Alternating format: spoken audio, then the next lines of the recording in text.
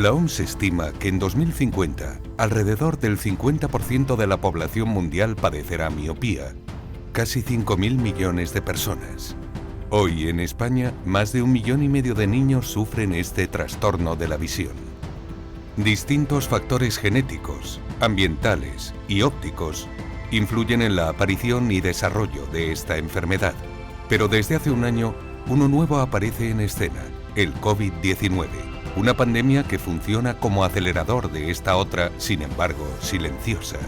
El confinamiento ha reducido drásticamente el tiempo pasado por los niños al aire libre e incrementado el de exposición a dispositivos digitales, hasta un 28%, disparándose además su media de uso, de 8 a 10 horas, con picos de hasta 15, siendo los smartphones pantallas que más esfuerzo visual exigen los protagonistas. Y todo parece indicar que estos hábitos han venido para quedarse, por lo que no debemos bajar la guardia y actuar ya, porque su impacto puede ser demoledor en la infancia. Muchos estudios ya están en curso. Desde China nos llega un dato alarmante: el incremento de la miopía en un 11,7% entre los estudiantes de primaria y secundaria durante los 6 primeros meses del año 2020. Es necesario más tiempo para obtener datos concluyentes, pero ¿podemos permitirnos esperar mientras la miopía avanza incansable? No debemos considerar a la miopía como un inconveniente pasajero, sino como el riesgo exponencial que a medio plazo representa para nuestros hijos. Pensemos en sus relaciones, en su rendimiento académico, en su bienestar físico y emocional, en su presente y su futuro. En Oya estamos dispuestos a sumarnos con energía a la lucha contra la pandemia silenciosa, con calidad y talento, con tecnología e investigación, con inversión y mejores productos, junto a vosotros. Ayúdanos a combatir la miopía infantil. Oya. Bienvenidos a todos y muchas gracias por pasar una hora con nosotros. Hoy, desde Oya, junto con un grupo de reconocidos profesionales del sector, vamos a hablar de control de miopía. Como ya sabéis, la Organización Mundial de la Salud ha declarado a la miopía como la pandemia silenciosa y es nuestro deber como profesionales de la salud visual ofrecer a nuestros clientes o pacientes todas las alternativas posibles. La lente con tecnología DIMS, lo que nosotros llamamos MyoSmart, acaba de irrumpir en el mercado español y es necesario saber cómo introducirla dentro del portfolio de tratamientos que tenemos a día de hoy. Esperamos que lo disfrutéis tanto como lo hemos disfrutado nosotros.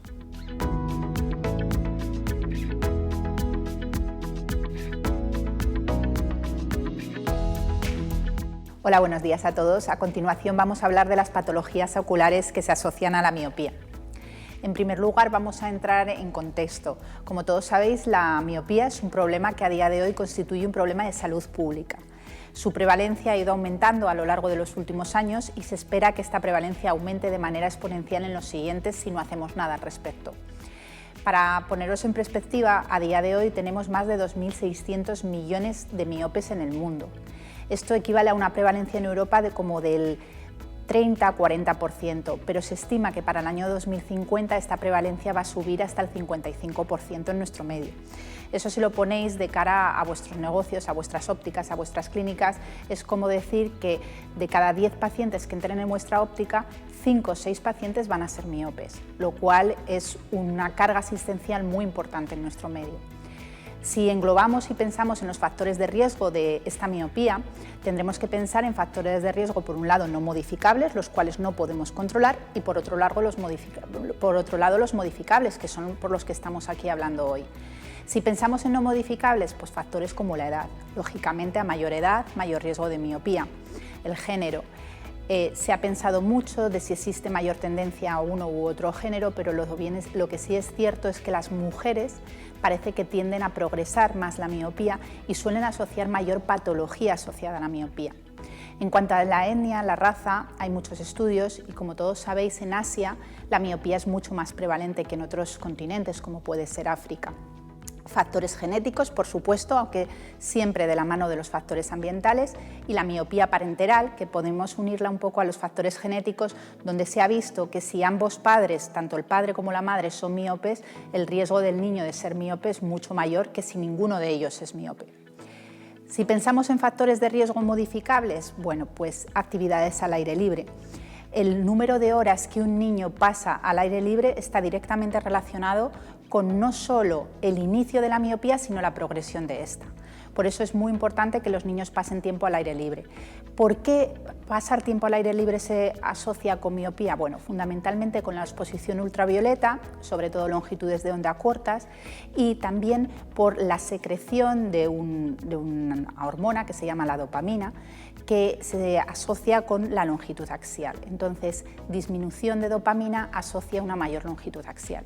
Otros factores modificables, como el trabajo en cerca o el tipo de nivel educativo, todos ellos parecen también estar relacionados incluso con la actividad al aire libre, porque pensad que si tenemos un alto rendimiento académico, trabajamos mucho en cerca, lógicamente esto es directamente proporcional al tiempo que vamos a pasar al aire libre. También es verdad que el trabajo en cerca se asocia con mayor estímulo acomodativo, con mayor exigencia acomodativa, y todo ello también se ha estudiado. En cuanto a la dieta, bueno, ¿qué no se asocia a la dieta? Hoy en día parece que todo, pero hay varios factores que tenemos que tener en cuenta. Por un lado, la vitamina D. La vitamina D es como la vitamina más famosa que ahora tenemos, la hemos asociado a la obesidad, al cáncer, a un montón de cosas y, como no, también a la miopía. Parece que tendría sentido si tenéis en cuenta que la manera de sintetizar en nuestro organismo vitamina D es a costa de la luz ultravioleta y se produce mayoritariamente en la piel. La vitamina D la podemos ingerir, pero la mayoría de la vitamina D que nuestro organismo sintetiza se obtiene de la vía solar, de la radiación, cómo incide en nuestra piel. Por lo tanto, no se sabe muy bien si la vitamina D en sí misma es un factor de riesgo o bien es un factor secundario a que pasamos menos tiempo al aire libre. Existen otro tipo de cosas que se asocian en cuanto a la dieta, dieta rica en alimentos saturados, etcétera, etcétera, pero con algo menos de evidencia. Y luego más cosas que debemos tener en cuenta, pues el tabaquismo. El tabaquismo produce un alto estrés oxidativo, producción de radicales libres, y sabéis que por eso se asocia a muchas enfermedades y entre ellas también hay cierta asociación, aunque con menor evidencia, a la miopía. Si ya nos centramos en lo que es las patologías, quisiera decir que lo importante es que entendáis que cualquier nivel de miopía puede causar una patología. Si bien es cierto, a mayor grado de miopía, mayor riesgo de patologías.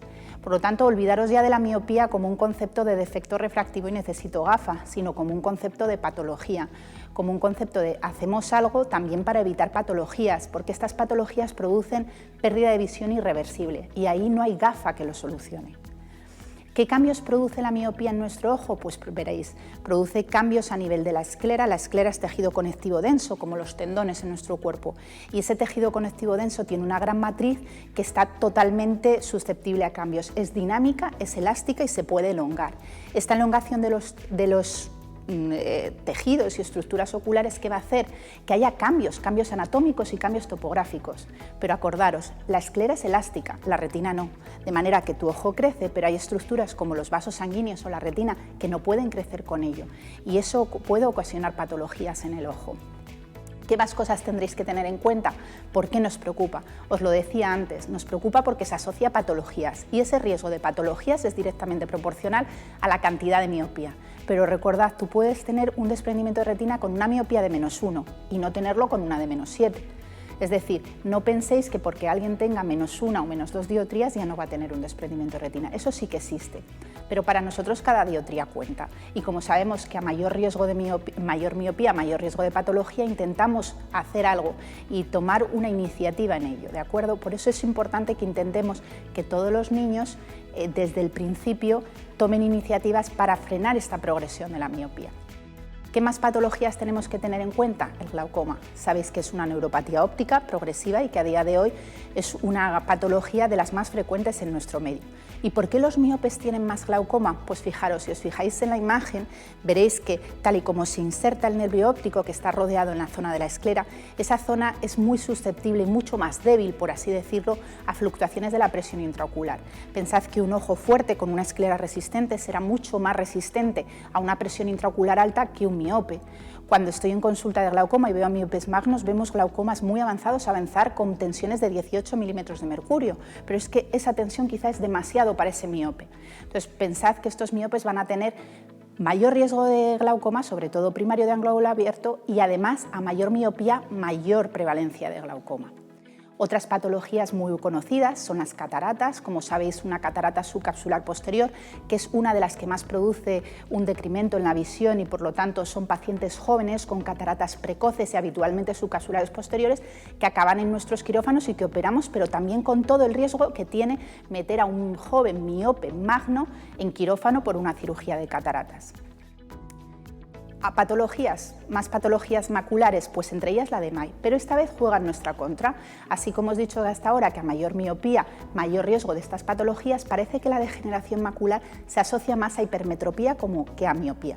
Es verdad que hay estudios que hoy en día lo contradicen un poco, pero la mayoría de ellos coinciden en el que el riesgo de DMAI es mayor en hipermétropes que en hemétropes y lo mismo ocurre con los miopes. Tienen un 25% menor de riesgo que los hemétropes.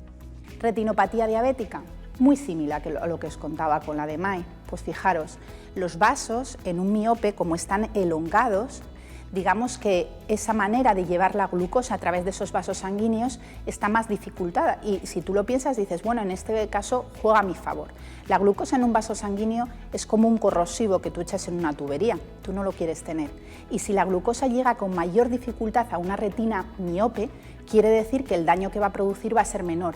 De ahí que cuando hacemos exploraciones de fondo de ojo en pacientes miopes magnos con retinopatía diabética, vemos muy infrecuentemente retinopatías diabéticas, suele ser menos frecuente encontrarlo. Entonces, esta es de las pocas cosas que la miopía jugaría a nuestro favor. Sin embargo, muy a nuestro pesar, tenemos aquí la primera causa de pérdida de visión en un paciente miope. ¿Y cuál es? La neovascularización coroidea miópica. Son cambios que se producen, además, muy frecuentemente subfoveal, porque son membranas neovasculares que tienden a producirse de manera subfoveal y que producen una pérdida de visión. El paciente refiere un escotoma central o bien absoluto, relativo, escotoma y metamorfosias. Y todos esos síntomas, si no haces nada por ello, pueden dar lugar a una pérdida de visión irreversible, porque así como en cualquier tejido se produce un sangrado y una cicatrización, si esto ocurre en nuestra fóvea, que debería ser transparente, acordaros que la retina es transparente, si produces una fibrosis, eso ya deja de ser transparente y por lo tanto te vas a quedar con un escotoma y esto va a producir un defecto visual irreversible. Además ocurre en pacientes muy jóvenes y cuando jóvenes hablo en edad laboral. Por lo tanto, no solo tienes a un paciente con una deficiencia visual, sino tienes a un paciente en edad laboral, con familia, que a diferencia de la neovascularización coroidea como existe en la DMAI, pues muchas veces ocurre en edad avanzada. Aquí tenemos a pacientes muy jóvenes que afecta mucho a su vida personal y laboral esta patología. Y ya para acabar, patología que se produce en la retina, habitualmente en la retina periférica. Una de ellas muy frecuente, aunque no vamos a hablar de todas, pero sí de las más importantes, sería la degeneración en empalizada, rejilla o latis. Esta degeneración es muy frecuente en la población general. Fijaros, 8%. Yo siempre digo, 8 de cada 100 personas que te cruces por la calle tienen un latis. Y es verdad que es mucho más frecuente en pacientes miopes. El latis es una zona de adelgazamiento de la retina y de alteraciones en la adhesión del vitrio a la retina y esto hace que puedan tener agujeros y mayor tendencia a agujeros, desgarro y por lo tanto mayor riesgo de desprendimiento de retina. Por lo tanto, la patología en el miope, mucho cuidado con la retina periférica. Como os decía, agujeros y desgarros que, si se diagnostican y se tratan a tiempo, pueden evitar lo que es el desprendimiento de retina. Cuando vemos estos pacientes que nos vienen a urgencias, les haces un fondo de ojo, les ves el agujerito y si le pillas a tiempo le puedes dar láser que habitualmente damos alrededor, 3 filitas, y podemos evitar que este paciente tenga un desprendimiento de retina en el futuro. Aunque recordad, estos pacientes tienen riesgo no solo en ese ojo, sino en el otro. Por lo tanto, es muy importante que siempre recordéis toda la patología ocular que se asocia a la miopía. Con esto acabo y muchas gracias a todos. Buenos días a todos. En esta parte vamos a hablar sobre los métodos para el manejo de la miopía. Como sabemos ya, los ópticos optometristas, como profesionales sanitarios y que estamos en primera línea en las consultas de optometría, en las ópticas o las consultas de oftalmología, donde vienen los padres para consultarnos cuáles de todos los tratamientos que han escuchado hablar para manejar la miopía de sus hijos, el que nosotros le vamos a recomendar, lo primero que tenemos que pensar es saber qué nos ofrece la evidencia científica en cuestión a los tratamientos tanto farmacológicos como optométricos para ralentizar la progresión de la miopía. Estamos escuchando durante los últimos años diferentes porcentajes en términos de dioptrías, en términos de longitud axial, y al final lo que nosotros vamos a necesitar es seleccionar bien al paciente, como se comentará posteriormente, pero también saber qué es lo que le podemos ofrecer en términos de ralentización de la progresión de la miopía a nuestros pacientes. Sankandiruj en el año 2018 hizo una revisión que tenéis reflejada en la tabla que os aparece en pantalla, donde él clasificaba las diferentes estrategias para el control de la miopía en función de la eficacia en dioptrías por año. De esta manera, los autores lo dividieron en tres. Por un lado, pusieron la eficacia alta, aquellas técnicas que ralentizaban la progresión de la miopía en torno a media dioptrías por año, ralentización, eficacia moderada y ralentización baja. Claro está que va a depender mucho del seguimiento que hagan los niños y los padres de la técnica que vayan a utilizar, pero bueno, de manera global, estos autores nos decían que tendrán una eficacia alta la atropina en altas concentraciones y ahora, aunque no estaba en la revisión de estos autores, irrumpe la nueva tecnología que nos ha traído a estar hoy aquí con vosotros, que son las lentes oftálmicas con desenfoque periférico. A continuación estarán aquellas que tienen una eficacia, las intervenciones con una progresión, una ralentización en torno al 50%, que estaría la atropina en dosis más diluida, las lentes de contacto como la ortoqueratología en uso nocturno o las lentes de desenfoque periférico en uso diurno y otros diseños de lentes oftálmicas. Y ya con una eficacia baja estarán las lentes oftálmicas bifocales o progresivas, las lentes de contacto blandas multifocales y aumentar de manera solamente las actividades al aire libre. Aunque la ortoqueratología es la que parece ser que añade una evidencia más acumulada, tenemos que tener claro que ya hay nuevos tratamientos como son las lentes oftálmicas de enfoque periférico que casi que superan al control a esta técnica. En cuanto a los diferentes métodos, voy a empezar a hablar sobre la parte oftalmológica, que estaría la atropina. Durante muchos años la atropina en alta concentración, por encima al 0,5%, fue la que se utilizaba para ralentizar la progresión de la miopía. Esto estaba reflejado en el estudio ATOM, en el estudio ATOM 1 y el estudio ATOM 2, donde a lo largo de un periodo de 24 meses al inicio y luego ya se fue ampliando hasta 5 años, hasta 60 meses, estuvieron a un grupo bastante numeroso de niños instilándoles diferentes concentraciones de atropina, desde el 0,01 hasta el 1%. Como veis en la gráfica que resume todo el estudio ATOM desde su inicio hasta el final, tenemos como la concentración más alta de atropina al 1% era la que más ralentización hacía de la miopía, pero tenía unos efectos adversos tanto a nivel visual como a nivel de control de la miopía que hicieron que se retirara esta concentración y se empezara a diluir a concentraciones en torno al 0,05 o al 0,01. ¿Por qué? Porque vieron que en la concentración 0,01 los niños que utilizaban la atropina por la noche para controlar la miopía tenían no solamente un efecto de control igual o similar a las altas concentraciones, sino que además no tenían el efecto rebote que observaron en el estudio que pasaba con la concentración al 1%. menos atropina más diluida, menos efecto rebote y menos complicaciones o menos efectos adversos, sobre todo como fotofobia o incomodidad a la hora de leer o a realizar las tareas en cerca, en este caso de los niños.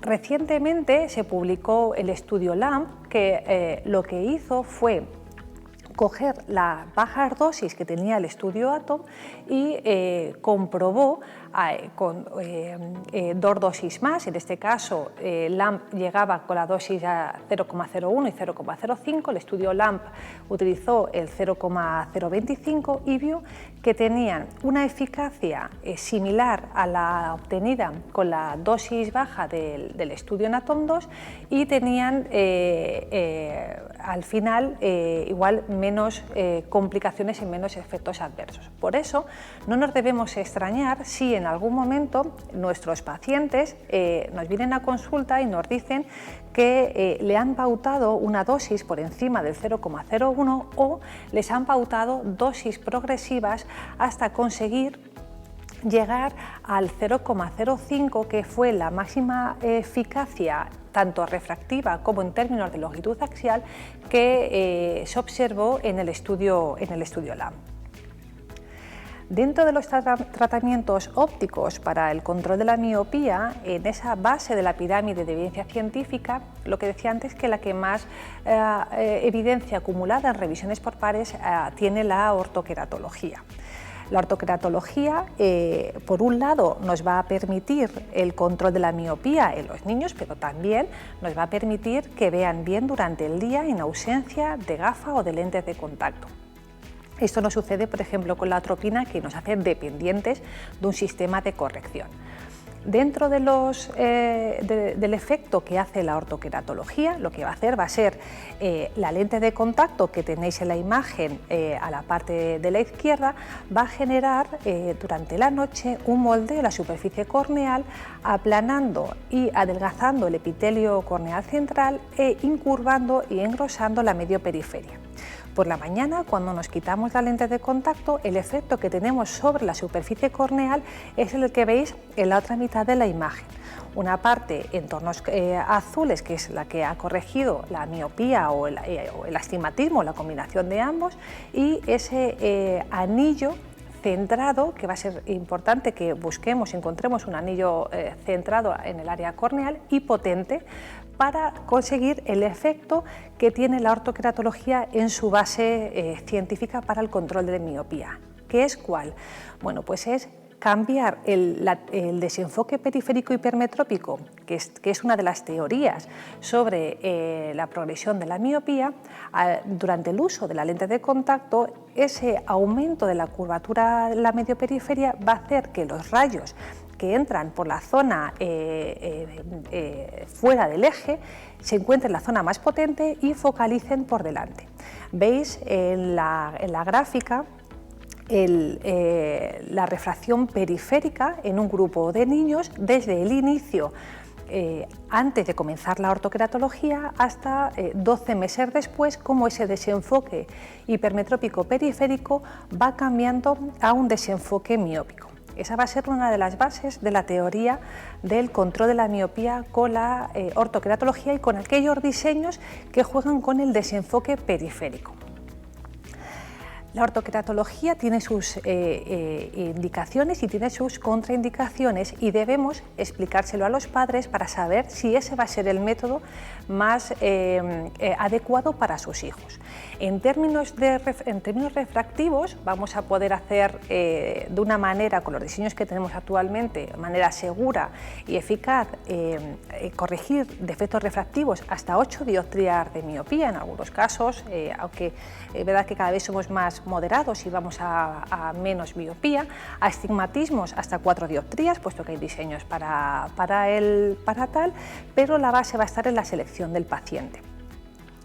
Cuando vayamos a hacer un seguimiento ortoqueratológico para el control de la miopía en niños, vamos a tener que hacer una serie de revisiones que muchos de vosotros ya los tendréis en vuestras consultas. ¿Para qué? Para buscar principalmente que la lente esté centrada, puesto que si tenemos un tratamiento descentrado, el control en la progresión de la miopía no va a ser igual de eficaz que si el tratamiento está centrado. Vamos a tener, en el caso de descentramientos superiores, inferiores o laterales, un efecto en la visión que en el caso de los niños va a ser muy importante para su desarrollo en el día a día, como va a ser la aparición de halos o incluso la disminución de la agudeza visual. Por eso es muy importante que siempre que pensemos en el control de la miopía con lentes de ortoqueratología, primero seleccionemos bien al paciente, si va a ser un paciente cumplidor, va a ser un paciente que va a acudir a nuestras revisiones pautadas y sobre todo que seleccionemos el diseño de lente de ortoqueratología que nos va a permitir generar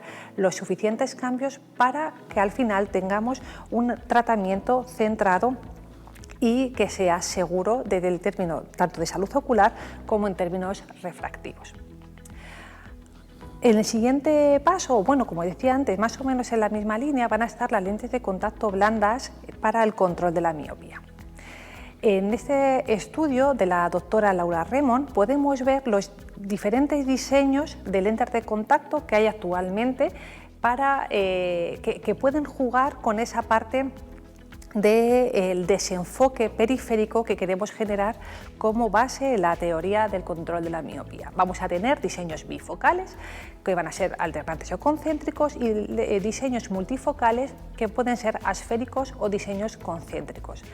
Al final, en el caso del control de la miopía, lo que vamos a buscar es un centro lejos para corregir el defecto refractivo y hacia la periferia una potencia positiva que nos genere ese desenfoque periférico miópico para compensar el defecto, el desenfoque hipermetrópico.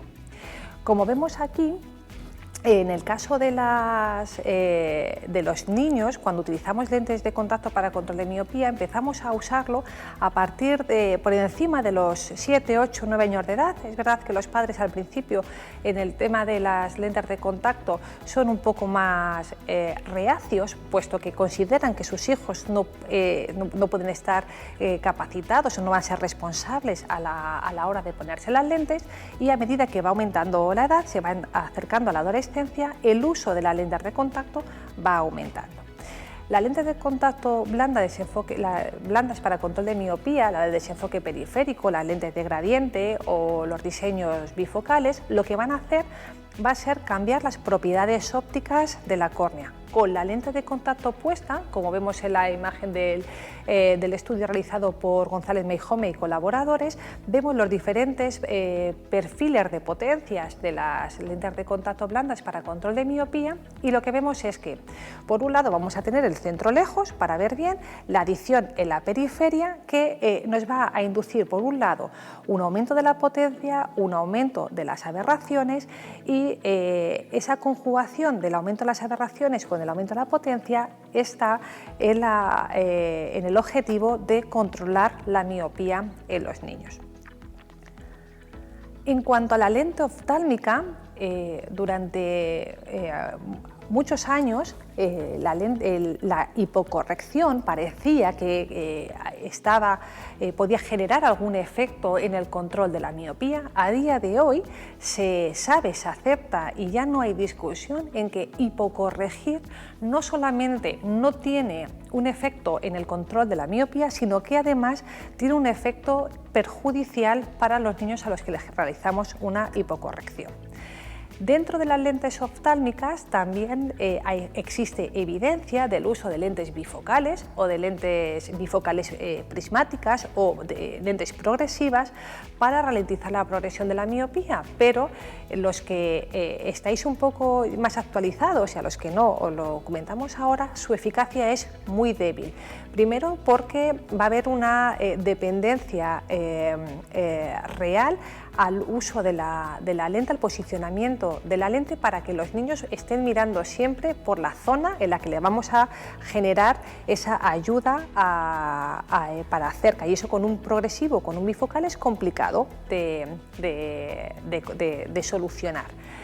Ha irrumpido en el mercado con una evidencia científica muy sólida los diseños, el diseño DIMS, el diseño de desenfoque periférico, que es una lente que tiene una zona central para visión de lejos con un diámetro de visión nítida aproximadamente de 9 milímetros y alrededor, buscando el mismo efecto que buscan las lentes de contacto para el control de miopía, se va a generar a través de unos microsegmentos que tienen una potencia de 3 dioptrías y media ese desenfoque periférico que va a controlar la progresión de la miopía mientras que el niño lleva la lente oftálmica puesta.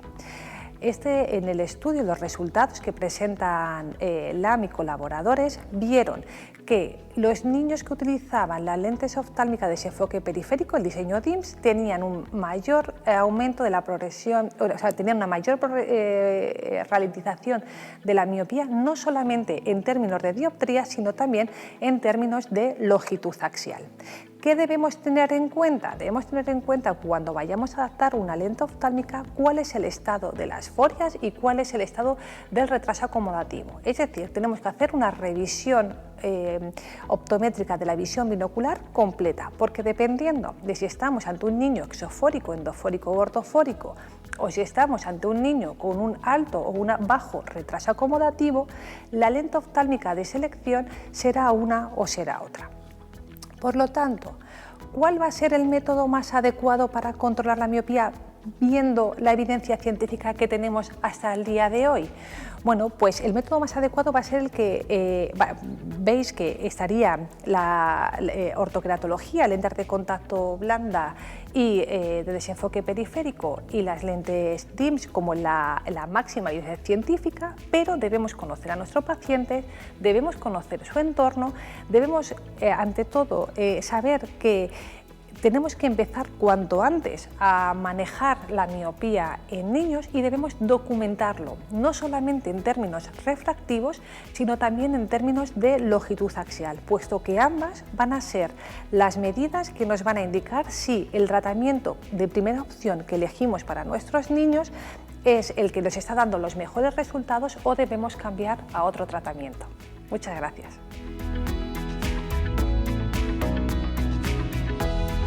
Hola, buenos días.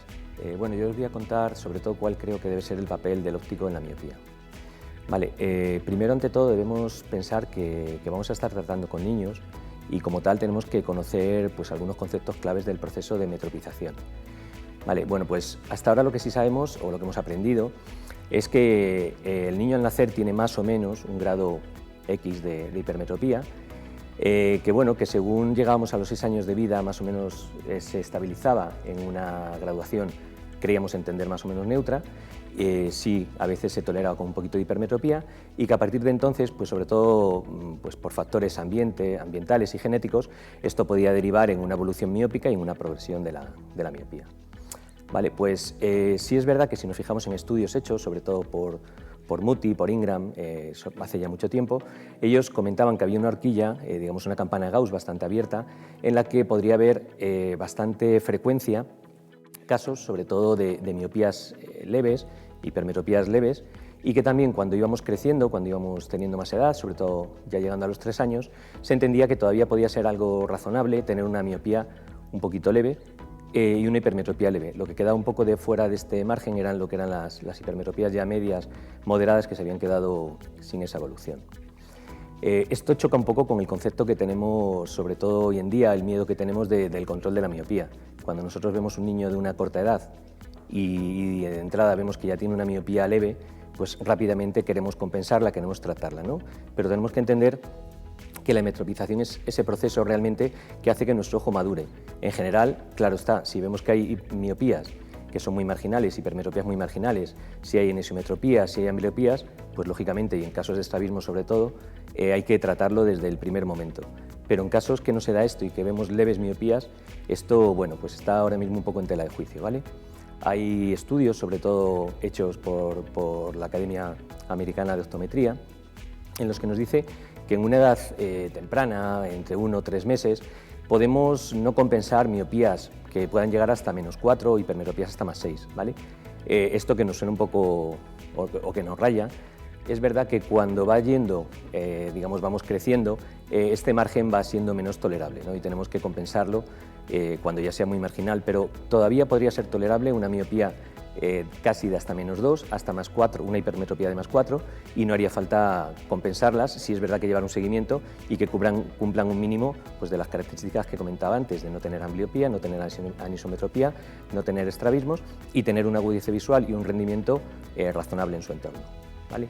También podemos valorar que a los niños no tenemos por qué exigirles esa agudeza visual 100% o 20-20 desde los 2 años, 3 años. Esta gráfica que os pongo ahora es de la Sociedad Española de Pediatría y se basa un poco en la agudeza visual que tiene que tener el niño con determinadas edades. Es lo que hoy en día utilizan como norma para los centros de salud y si no cumplen estas características son lo que nos enviarían a nosotros a las ópticas o a oftalmología. Pero realmente también tenemos que ver que hay veces los niños de 4 años que no tienen por qué tener una agudeza visual excelente, pueden tener una miopía muy leve, pueden tener una hipermetropía leve y bueno, pues estarían dentro de lo normal. Yo en este punto siempre lo que sí comentaría es que al niño, por muy pequeño que sea, se le haga un control visual y apuntemos todos los datos de cómo está tanto la refracción que nos sale, del método que podamos utilizar para compensarle o para refraccionarle con esa edad, hasta que tengamos bien tabuladas las agudezas visuales que tienen monocular y binocular, porque eso nos va a dar un indicativo si realmente estamos en este proceso de metropización y ya el ojo está madurando o realmente ya hemos empezado un proceso, digamos, muy precoz de miopización. Bien. Entonces, ¿qué es lo que las 3 ideas que yo quiero plantar ahora? Es que nuestro trabajo debe estar enfocado sobre todo al manejo de la miopía, pero que nuestro mensaje debe estar muy enfocado hacia los padres. Bien. ¿Qué es lo que tenemos que tener en cuenta? Pues yo creo que tenemos que apoyarnos en 3 factores. El primero es formación, que es lo que os comentaba anteriormente, la formación específica en el campo de los niños, ¿vale? Cuanto más formados estemos, más seguros estaremos y más garantías le daremos a nuestros pacientes.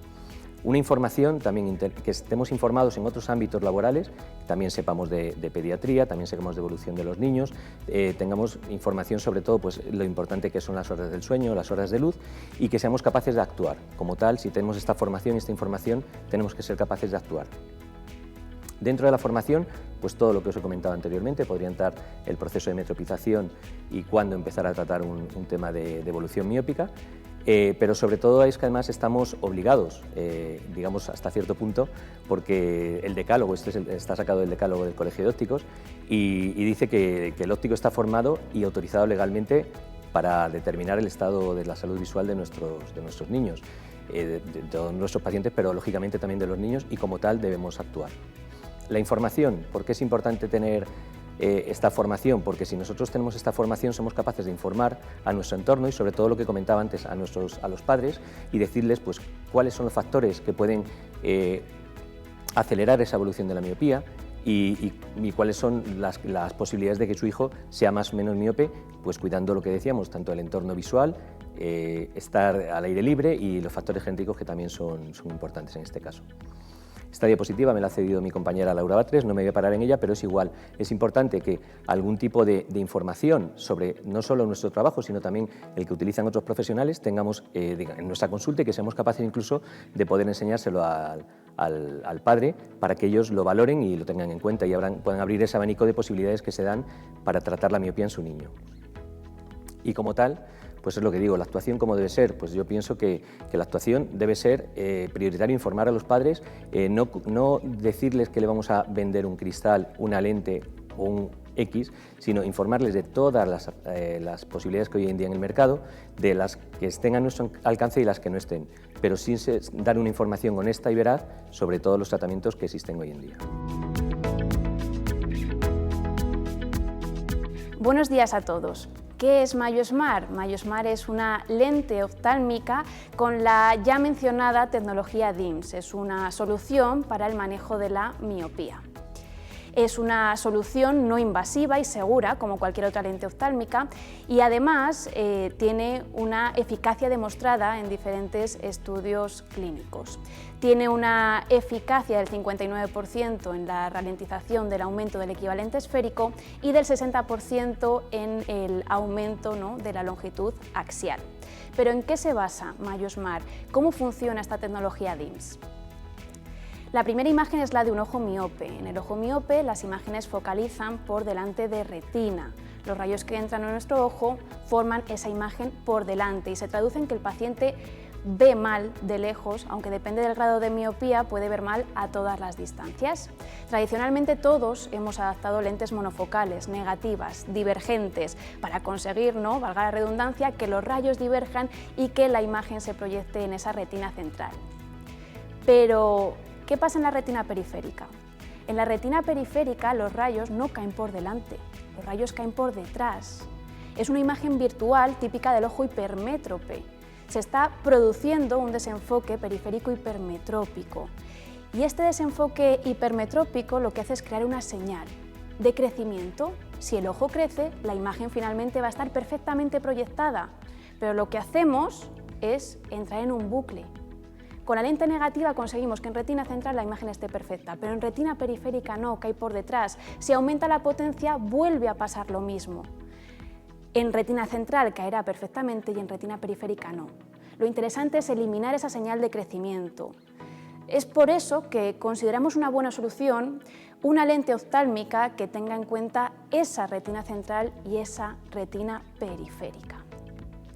Y eso es lo que hace la tecnología DIMS incluida en MayoSmart. Crea un desenfoque periférico miópico para contrarrestar ese desenfoque periférico hipermetrópico. Y además da buena visión, mire por donde mire el paciente de la lente. Visto en detalle, tenemos una zona central de 9,4 milímetros. Ahí está solo la graduación del paciente, -2, -3, -5.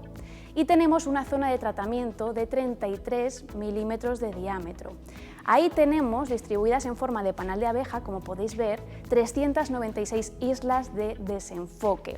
Cada isla tiene un poder de +350, con el objetivo de crear ese desenfoque periférico miópico que ya hemos mencionado. Pero en la zona de tratamiento no solo están las islas, porque entonces si el paciente mira por ahí no vería bien. Tenemos en una proporción de 50-50 islas de desenfoque y la graduación del paciente. Aquí podéis ver en esta imagen una simulación de cómo funcionaría esta tecnología DIMS. La luz incide en la lente, concretamente fijaos que está incidiendo en la zona de tratamiento y hay rayos que inciden en las islas con ese poder de +350 y como veis proyectan la imagen por delante de la retina, creando, ¿no?, ese desenfoque miópico. Los haces de luz que pasan por la zona de la graduación, dentro de la zona de tratamiento, veis que se enfocan perfectamente en la retina central. Como os decía, buena visión, mire por donde mire el paciente de la lente y además al distribuirlo en forma de panal de abeja lo que conseguimos es que el niño que se va a mover más o menos pero se va a mover esté tratado en todo momento. Podéis decir, vale, pero ¿cómo sé yo que se ve bien a través de la zona de tratamiento? Vamos a analizarlo. Tenemos dos estímulos, uno enfocado y otro desenfocado. En esas edades, ¿no?, en niños, la plasticidad retiniana es muy grande. Entonces, si está recibiendo dos imágenes, una enfocada y otra desenfocada, se va a quedar con la imagen enfocada. La desenfocada va a estar ahí, tratando, va a estar de manera continua, pero se obvia. Así es como sabemos que tenemos una buena agudeza visual y aquí tenéis una simulación. En la primera imagen podéis ver cómo se ve a través de una lente monofocal estándar. En la segunda, cómo se ve con una lente de tecnología DIMS. La agudeza visual es igual que la de un monofocal común. ¿Qué puede disminuir? Como podéis ver, puede disminuir muy ligeramente la sensibilidad al contraste, pero no es algo que el paciente vaya a manifestar, es algo que nosotros veremos cuando hagamos las pruebas pertinentes en el gabinete. Y algo muy común que nos habíais dicho es, ¿esas islas de +350 dan un soporte acomodativo? No. Como veis, si no hay acomodación, esas islas de +350 no dan una ayuda para enfocar cuando realizamos tareas en cerca. Y la estética de MayoSmart, que también era una preocupación común que teníais. A simple vista vemos que, oye, tenemos dos lentes monofocales, pues que sepáis que en el ojo derecho hay una lente con tecnología DIMS, que podemos ver cuando se proyecta la sombra sobre el papel. Así que a simple vista no podemos distinguir una lente con tecnología DIMS de una lente monofocal común como hay en el ojo izquierdo, a no ser que incidamos con una luz puntual. Muchas gracias. Hasta ahora hemos visto a todos nuestros compañeros hablar de la importancia de controlar la miopía y los distintos métodos o técnicas que tenemos en el mercado, pero es importante tener un aval científico para poder garantizar o estar tranquilos en nuestra práctica diaria. Y eso es de lo que vamos a hablar ahora, de los estudios científicos que hay detrás de MyoSmart. En el año 2012, Oya comenzó una colaboración con la Universidad Politécnica de Hong Kong para poder llevar a cabo una lente oftálmica que tuviera unos resultados altos de eficacia controlando la miopía, y en el año 2014 el primer estudio se puso en marcha. Es un estudio con los más altos estándares desde un punto de vista científico, doble ciego y randomizado, donde se trabajó con una muestra de 183 niños de Hong Kong, que es una muestra lo suficientemente representativa. El estudio, como os decía, doble ciego y randomizado, todos estaban separados. Unos niños utilizaban una lente con tecnología DIMS y otros niños una lente monofocal convencional. Se les revisaba la vista cada 6 meses y se les hacía un seguimiento telefónico. El objetivo de este estudio es poder ver los cambios que se producen en el equivalente esférico y en la longitud axial, comparando los dos grupos, para poder tener unos valores de eficacia del tratamiento. A lo largo de esos 2 años obtuvimos los resultados que se pueden ver ahora mismo en la pantalla. Está representado en color azul los usuarios de lente con tecnología DIMS y en color negro los usuarios de una lente monofocal convencional como las que estamos acostumbrados a trabajar. Así podemos ver que el avance de la miopía en equivalente esférico en los niños que utilizaron tecnología DIMS es más o menos lineal, ¿vale? De media unos 0,17, 0,14 cada año, y cómo evoluciona en los niños con una lente convencional. La diferencia entre ese 0,93 que se ve en los usuarios de lente monofocal y ese 0,38 en los usuarios de tecnología DIMS es el efecto del tratamiento, o cómo se cuantifica el efecto del tratamiento, y de ahí sale ese 59% del que hablamos. Si en lugar de mirarlo en progresión del equivalente esférico lo analizamos desde el punto de vista de la longitud axial, sucede algo bastante parecido.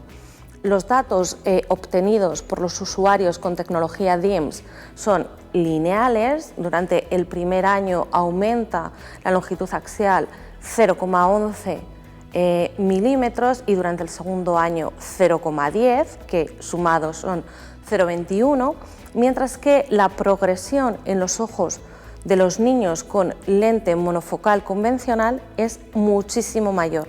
La diferencia es el 62%, perdón. Esto es lo que podemos confirmar o asegurar, o lo que la ciencia evidencia, que las lentes con tecnología DIMS son eficaces controlando la progresión de la miopía. Además, es muy importante recalcar que todos los exámenes visuales que se hacían cada 6 meses, se hacía refracción con y sin cicloplegia, se medía la agudeza visual, el estado acomodativo, la sensibilidad al contraste, etc.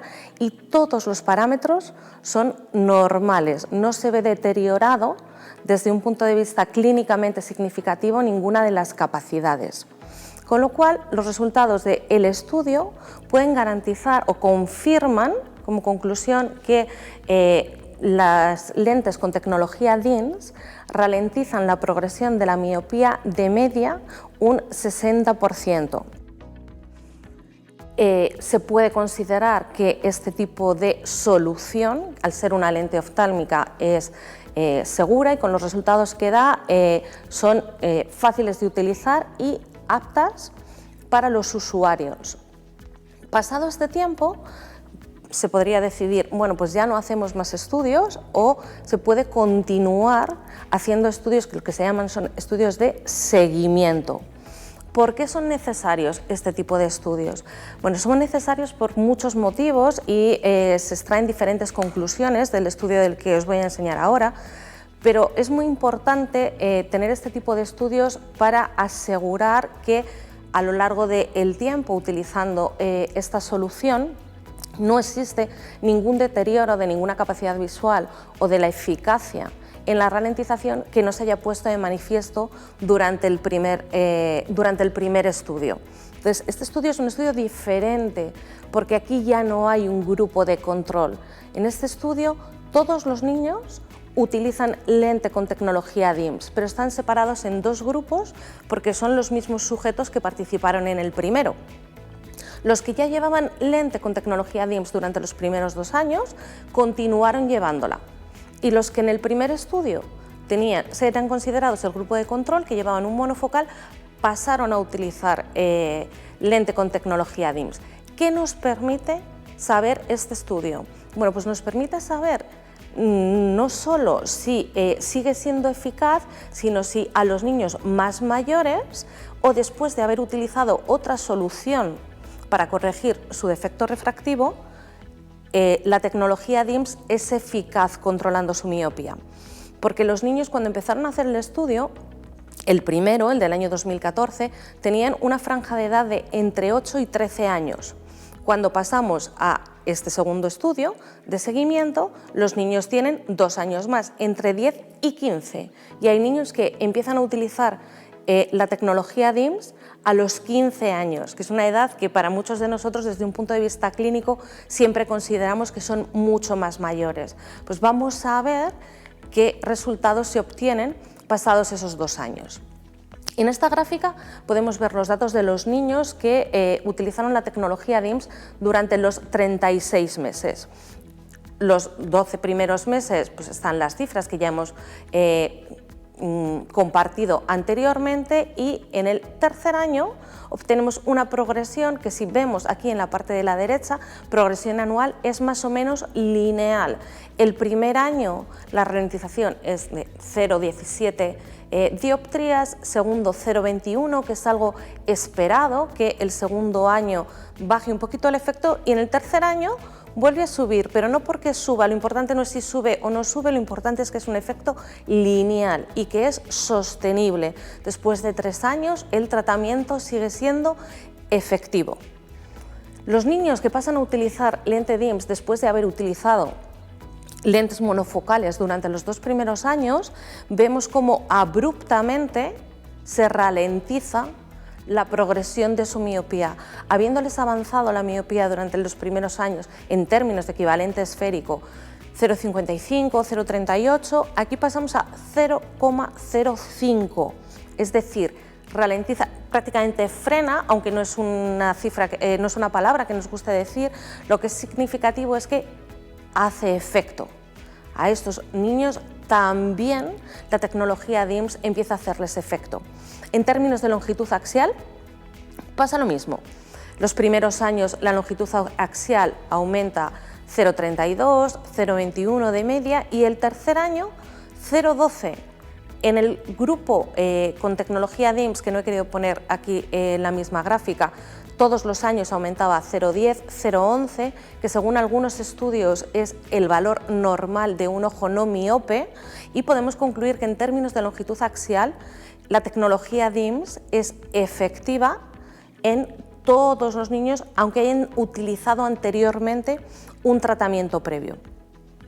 Como compendio o como resumen vamos a comparar las dos gráficas, y aquí es donde se puede ver perfectamente, y esto es importante, los 24 meses, la información que se obtiene desde 0 hasta 24 meses en el primer ensayo clínico nos permite valorar la eficacia del tratamiento, y lo que sucede en el segundo año, la sostenibilidad, si sigue siendo consistente en el tiempo este tratamiento, y es lo que demuestra este estudio de seguimiento. En términos de progresión de la longitud axial, exactamente lo mismo, crecimiento lineal y acompasado a lo largo de 3 años de uso de tecnología DIMS, y cambio abrupto en aquellos casos en los que se utilizaba una lente monofocal y pasamos a utilizar una lente DIMS. Podemos concluir que después de 3 años utilizando tecnología DIMS, este tipo de tratamiento o técnica nos permite ralentizar la progresión de la miopía con seguridad y con facilidad, puesto que la gafa es un método fácil a la hora de corregir una metropía o algo con lo que todos estamos acostumbrados. Es importante que tengamos en cuenta que aquellos niños que no hemos sido capaces de tratarles el avance de la miopía en edades iniciales por diferentes motivos, porque no estaban preparados para las técnicas que existían en el mercado en ese momento, porque no han sido nuestros pacientes hasta la fecha, podemos proponerles también este tipo de tratamiento y saber que va a ser efectivo. Se puede combinar con otro tipo de tratamientos, porque todo suma, hay diferentes investigaciones en curso para ver la efectividad de los tratamientos combinados, pero hasta el momento los datos que tenemos son estos, datos de 3 años que avalan científicamente que la tecnología DIMS, reflejada en un producto llamado MyoSmart, es efectiva para el control de la miopía y que todos los optometristas deberíamos considerarlo como parte de nuestras herramientas para atender a nuestros clientes. Bueno, pues esperamos que hayáis disfrutado. Como veis, es un apasionante mundo el del manejo de la miopía y cada vez tenemos más alternativas.